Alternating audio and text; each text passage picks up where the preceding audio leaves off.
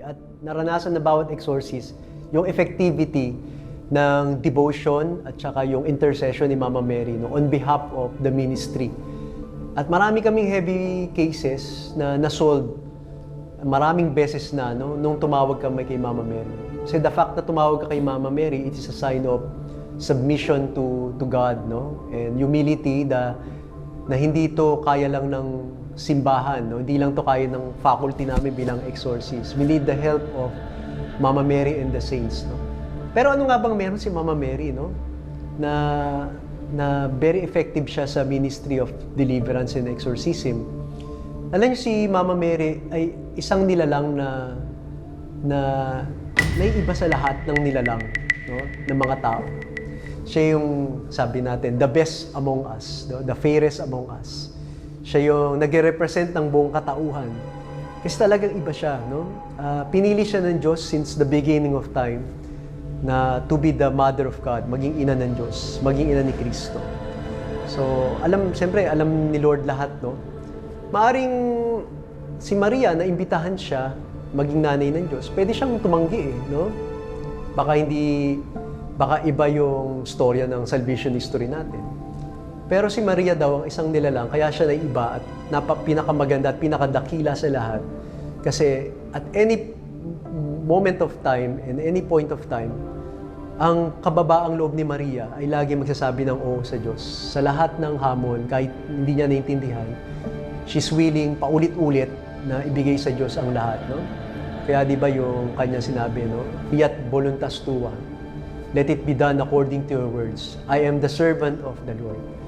So, kaya si Mama Mary naging importante, Dahil doon, naging ina siya ng Diyos. Pero, balikan natin yung storya na bakit ang demonyo ay galit na galit kay Mama Mary.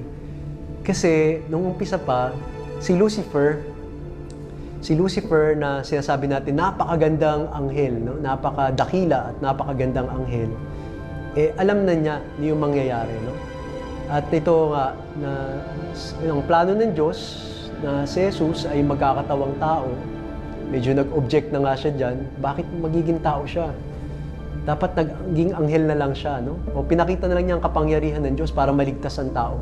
Ba't kailangan pa niyang dumaan dun sa proseso ng tinatawag natin incarnation, Siyempre, kaugnay na incarnation, siyempre magiging tao si Jesus. Hindi naman pwedeng tao ay bigla na, yung Diyos bigla na lang bumaba sa lupa, tao na, Not in a natural way.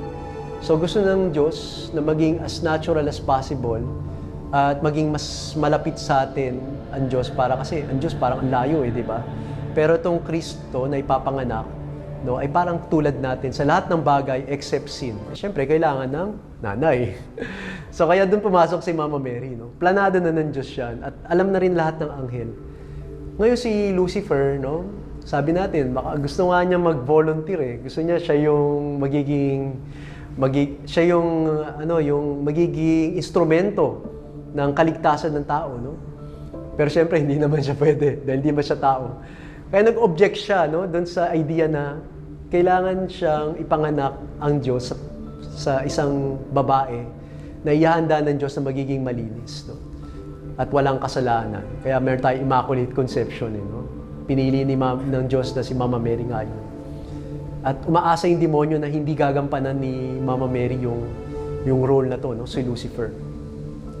At kaya nga nung umpisang-umpisa pa lang, siguro nagme-meditate tayo, malamang itong si Lucifer, believe siya kay Mama Mary, At nagagandahan siya at dakilang-dakila siya. Kaya lang, hindi niya kayang gawin yung ginawa ni Mama Mary. At yung bagay na ginawa ni Mama Mary, yung lagi siyang magpapakumbaba sa lahat ng pagkakataon, tumugon sa Diyos. So, yun yung nangyari. Kaya, nagrebelde siya sa Diyos, At dahil nga doon, ang Diyos ay papanganak bilang tao at magkakaroon siya ng ina. At yung ina ng Diyos, kailangan, siyempre, mga anghel, lahat, heavenly host. So, suportahan nila yun, Paglilingkuran nila yun. Hindi kaya ng demonyo paglingkuran ang isang tao lang. Siguro si Lord, si Jesus, okay lang, Diyos siya. Pero si Mama Mary, paglilingkuran nila, hindi nila kaya. Kaya yung nag-isang title din ni Mama Mary na ayaw na ayaw ng demonyo, Queen of Heaven and Earth, Queen of Angels. Kumbaga, second to the Lord, parang naisip natin si Mama Mary na yung next eh. Kasi Queen of Angels, mas mataas pa siya sa mga anghel. So dahil dito, nagrebelde si Lucifer. So bakit natin malalaman na si Lucifer, ang kasalanan talaga niya ay pride, no? Isang hindi ko alam kung totoo ito, pero malamang totoo ito, no? Dahil si Lucifer, tawag natin bearer of light, di ba?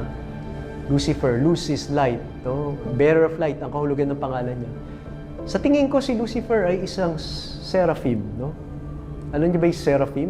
Sa choirs of angels, sinasabi na the highest rank of angels si seraphim. Bakit? Kasi light siya ang Diyos ay in the grandeur of God, no? It's the source of light, the source of power, no? Kaya nga, hindi ka makatatagal. Pag nakita mo roon Diyos sa Old Testament, in the presence of God, pag nakita mo siya, mamamatay ka dahil hindi ka karapat-dapat. Kaya nga yung seraphim, tinatakpan yung mata niya. Kasi hindi rin sila karapat-dapat sa Diyos. Pero, pinlano ng Diyos na maging minarapat ng Diyos na kasama niya itong mga seraphim na ito. So imagine kung si Lucifer malamang ay seraphim, ay biglang may mas mataas pa sa kanya, tao lang. Tapos yung isa pang ang talagang nag-provoke sa pride niya, ang nakatalo sa kanya, no, bukod kay Mama Mary, of course, that's the ultimate, kasi tao tinalo ang anghel.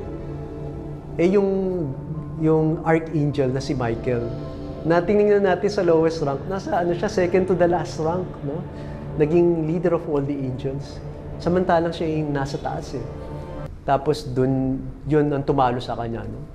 Kaya, yun nga, tuwing nami-mention nga si Mama Mary, para bagang isang pako na bumibiyak sa ulo ng demonyo at sobrang nasasaktan siya kapag naiinsulto siya, no? Kapag nabibigkas si Maria. Minsan na nag-exorcism kami, no? Lahat na ng mga major exorcism, dinasal na namin. Lahat yun imperative, lahat yung commands, lahat yun authority of the church. Yung tawag na namin mga big guns, no? ng aming ministries to use the solemn prayers. Hindi talaga, minsan, pag na-realize namin na baka may pride kami, no? Kasi kinukommand namin yung demonyo, baka kulang kami sa pagpapakumbaba at kulang kami sa preparation, no? At yun nga, the moment we humble ourselves and yun nga, yung naging sincere yung pagtulong namin sa isang possessed na tao, and we ask the intercession of Mama Mary, doon nagsisimula yung deliverance, no? Yung humility. So ang antidote sa demonyo, si Mama Mary. The antidote to pride, no, ng demonyo ay si Mama Mary, yung pagpapakumbaba niya, no? So that's why she's very effective sa ministry ng exorcism. Ang demonyo ay sumisira, ang Diyos ay gumagawa, no? So ang nature ng demonyo ay distraction, division, and so on, so forth, no? At hindi na rin siya makakabalik sa langit eh. Pero bilang rebellion niya sa Diyos, no? The fact na mahal tayo ng Diyos, o itong mga mahal mo, ay sama-sama kami ngayon sa impyerno. So that is the final act of rebellion ng demonyo. Kaya galit na galit ang demonyo kapag ang tao ay nagbabagong buhay, no?